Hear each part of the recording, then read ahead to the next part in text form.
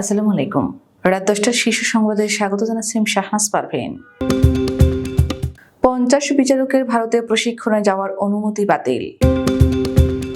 Saint মার্টিনে বিশেষ প্রকল্প বাস্তবায়ন করছে অন্তর্বর্তী সরকার। তারেক রহমানের দেশে ফিরতে অল্প কিছুদিন লাগবে, সালাউদ্দিন। সেনাবাহিনী জাতির বিশ্বাসের জায়গা, প্রধান উপদেষ্টা। পিএসসির গাড়ি চালক আবেদ আলীর অ্যাকাউন্টে 41 কোটি টাকার সন্দেহজনক লেনদেন।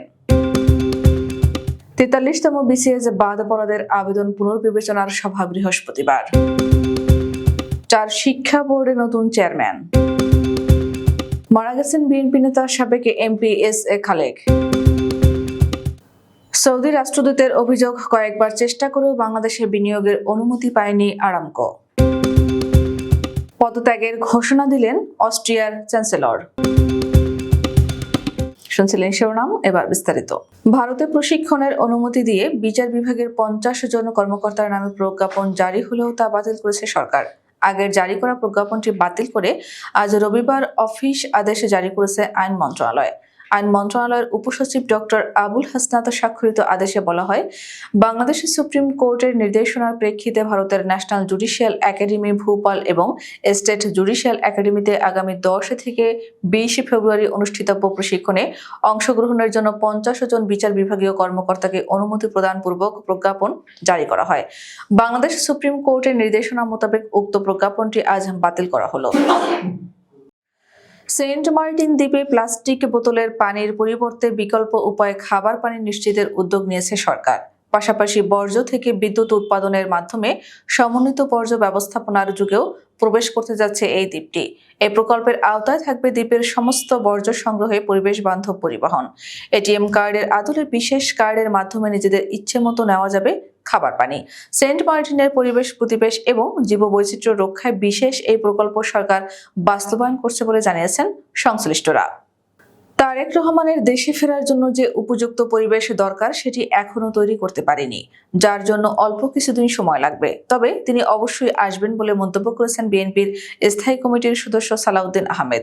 রবিবার বিমানবন্দরে সাংবাদিকদের প্রশ্নের জবাবে তিনি একথা বলেন। তিনি আশা করেন তারেক রহমান শিগগিরই ফিরবেন। বাংলাদেশ সেনাবাহিনী জাতির অহংকার ও বিশ্বাসের জায়গা। এই প্রতিশ্রুতি বাস্তবায়নে প্রশিক্ষণের সর্বোত্তম কল্যাণ এই মঞ্চে উদ্ভূত হয়ে আধুনিক ও যুগোপযোগী প্রশিক্ষণের মাধ্যমে অভিযানিক দক্ষতা অর্জন করে দেশের সার্বভৌমত্ব রক্ষায় সর্বদা যুদ্ধের জন্য সেনা সদস্যদের প্রস্তুত রাখতে হবে। তাই আভিযানিক দক্ষতা, সাহসিকতা ও পেশাদারিত্ব অর্জনে সেনা সদস্যদের প্রশিক্ষণ হতে হবে বাস্তবসম্মত। রোববার দুপুরে রাজবাড়ী মিলিটারি ট্রেনিং এরিয়ার চর খাপুরা ও চর রামনগড় এলাকায় বাংলাদেশ সেনাবাহিনীর 55 পদাতিক ডিভিশনের ব্যবস্থাপনায় শীতকালীন ম্যানুভার অনুশীলন পরিদর্শন শেষে এসব কথা বলেন অন্তর্বর্তী সরকারের প্রধান উপদেষ্টা অধ্যাপক ডক্টর মোহাম্মদ ইউনূস। প্রশ্নপত্র ফাঁসের অভিযোগে আলোচিত পিএসসির সাবেক গাড়ি চালক সৈয়দ আবেদ আলী ও তার পরিবারের বিরুদ্ধে 41.29 কোটি টাকার সন্দেহজনক লেনদেনের তথ্য পেয়েছে দুর্নীতি দমন কমিশন। তার 12টি ব্যাংক অ্যাকাউন্টে 20.88 কোটি টাকা জমা এবং 20.41 কোটি টাকা উত্তোলন করার মাধ্যমে এই লেনদেনের বিষয়টি উঠে এসেছে। এছাড়া 3,72,99,997 টাকার জ্ঞাত আয় বহির্ভূত সম্পদ অর্জনের অভিযোগে তার বিরুদ্ধে রবিবার মামলা করেছে সংস্থাটি। বিষয়টি নিশ্চিত করে দুদকের মহাপরিচালক আক্তার হোসেন বলেন, সৈয়দ আবেদ আলী জীবন, তার স্ত্রী শাহরিন আক্তার শিল্পী ও ছেলে সৈয়দ সোহানুর রহমান সিয়ামের নামে পৃথক 3টি মামলা করা হয়েছে। 43তম বিসিএস এর চূড়ান্ত নিয়োগ প্রজ্ঞাপন থেকে বাদ পড়াদের আবেদন পুনর্বিবেচনার সভা ডেকেছে জনপ্রশাসন মন্ত্রণালয়। আগামী বৃহস্পতিবার বেলা 11:30টায় জনপ্রশাসন মন্ত্রণালয়ের সিনিয়র সচিবের সভাপতিত্বে তার সভাকক্ষে এ সভা অনুষ্ঠিত হবে। রোববার জনপ্রশাসন মন্ত্রণালয়ের নবনিয়োগ শাখার এক বিজ্ঞপ্তিতে এ তথ্য জানানো হয়েছে। বিজ্ঞপ্তিতে বলা হয়, 43তম বিসিএস পরীক্ষায় বাংলাদেশ সরকারি কর্ম কমিশন কর্তৃক সুপারিশকৃত 2163 জন প্রার্থীর মধ্যে 1896 জন প্রার্থীর নিয়োগ প্রজ্ঞাপন জারি করা হয়েছে। দেশের 4 শিক্ষা বোর্ডে রাজশাহী, ময়মনসিংহ, সিলেট ও যশোর নতুন চেয়ারম্যান নিয়োগ দিয়েছে সরকার। গতকাল শনিবার রাতে শিক্ষা মন্ত্রণালয়ের মাধ্যমিক ও উচ্চ শিক্ষা বিভাগের উপসচিব মাহবুব আলম স্বাক্ষরিত প্রজ্ঞাপন থেকে এ তথ্য জানা যায়। প্রজ্ঞাপনের তথ্য অনুযায়ী রাজশাহী বোর্ডে অধ্যাপক আ.ন.ম মোফাক্কারুল ইসলাম, যশোর বোর্ডে অধ্যাপক খন্দকার কামাল হাসান, সিলেট বোর্ডে মোহাম্মদ অধ্যাপক শামসুল ইসলাম এবং ময়মনসিংহ বোর্ডে অধ্যাপক মোহাম্মদ শহীদুল্লাহ চেয়ারম্যান হিসেবে নিয়োগ পেয়েছেন। অবিভক্ত ঢাকা মহানগর বিএনপির সাবেক সহসভাপতি ও ঢাকা ১১ আসনের বিএনপির সাবেক সংসদ সদস্য এস.এ. খালেক মারা গেছেন। ইন্না লিল্লাহি ওয়া ইন্না ইলাইহি রাজিউন।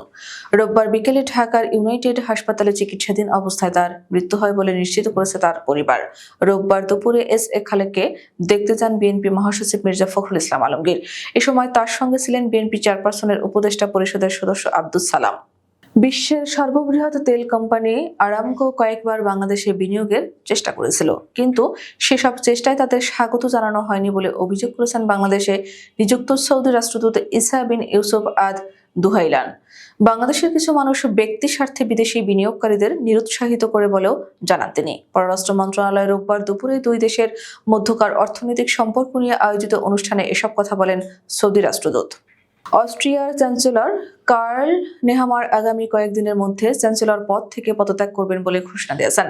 জোট সরকার গঠন নিয়ে রাজনৈতিক দলগুলোর সঙ্গে আলোচনা ব্যর্থ হওয়ার প্রেক্ষিতে শনিবার এ ঘোষণা দেন। কেন্দ্রীয় সরকার গঠনে অস্ট্রিয়ার লিবারেল পার্টি ৩ দলীয় জোটের আলোচনা থেকে সরে আসার একদিন পর এই ঘোষণা দিলেন তিনি।